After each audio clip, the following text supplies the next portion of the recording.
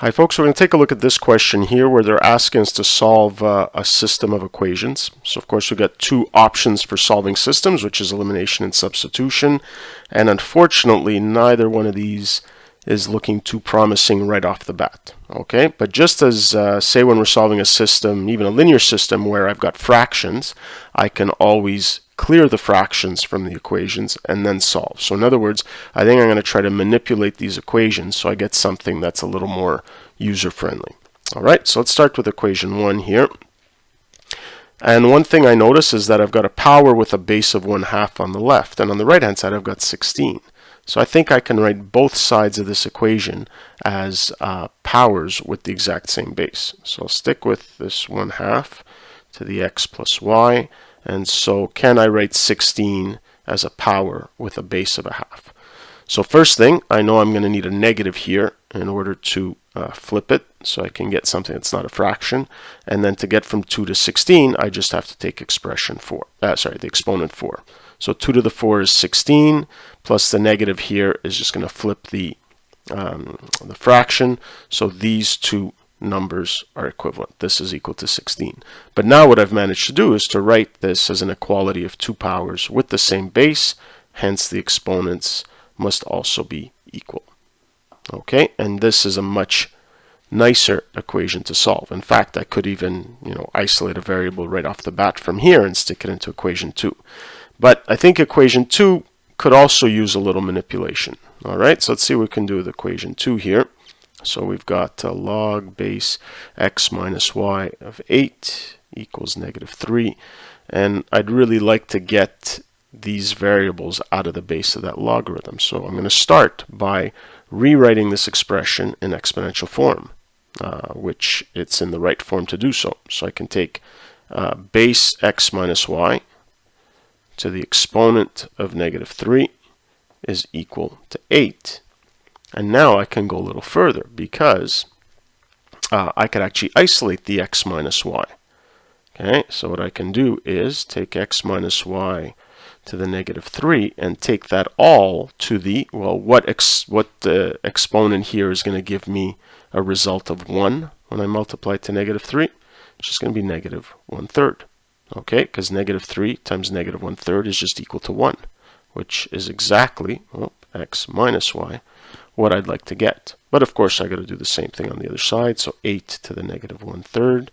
All right, so here I could first take 8 to the -1 and then take that to the 1/3, or the other way around. So 8 to the 1/3 is just cube root of 8, which is 2, and then I apply the negative in the exponent. That's just going to give me 1/2. And now I've got a nice system of equations to work with, something that's much more familiar. So this is equation 1. We'll put equation 2 here, x minus y is equal to 1/2, and I'm going to add these two together in order to eliminate the y's. So I'm going to end up with 2x equals, so here -4, since I know I'm going to have to add it to 1/2, I'll just write this as -8/2 plus 1/2, so I have 2x is equal to -7/2, and just divide both sides by 2, so x is equal to -7/4. All right, so there's our x value. So now let's get our y value here. So I guess I'll take equation 1 here. So if I take equation 1, I have x, which is -7/4, plus y is equal to -4.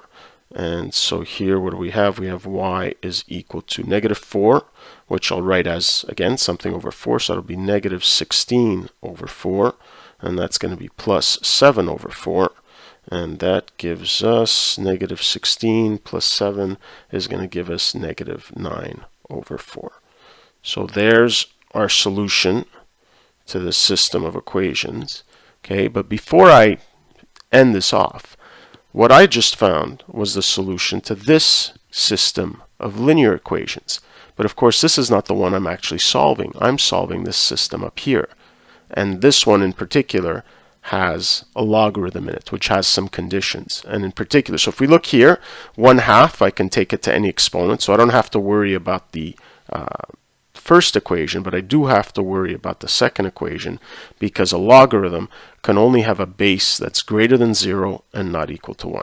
So I need to make sure that the difference of these two numbers doesn't give me something that's less than 0 or equal to 1. Well, it's clearly not going to be equal to 1. Okay, so let's do our little check here.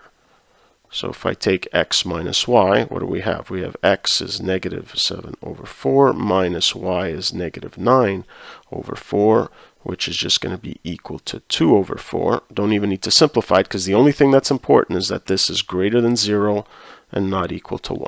So that means that this answer is indeed valid as a solution to this system of equations. Okay, so just to do a quick recap here.